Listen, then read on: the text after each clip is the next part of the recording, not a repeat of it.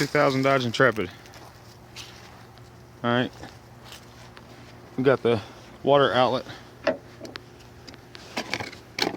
This part right here. It's called coolant air bleeder.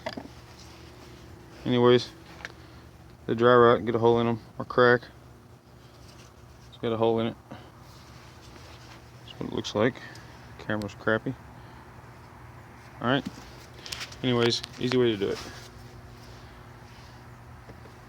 Not recommended for everybody, but if you're in a hurry, you take off this cap, loosen all these screws, all of them. There's a 10mm back here also, right back here in the back. The rest of them are 8mm. And then the only thing you're flexing is the EGR pipes here and here. They got room to move, and you can pry up on this like that. And doing that gives you plenty of room to replace this. You take out these two screws, and you can pull this hose off real easy. I'm trying to do this while holding the camera. Anyways, this pulls out. It gives you enough room to move around.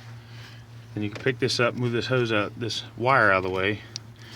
There's a screw here, screw there, and these two screws.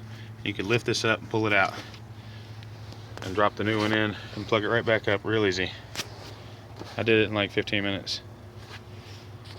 I just put screws back in and I'm done. The gasket underneath the intake is rubber, so it won't hurt it. Have fun.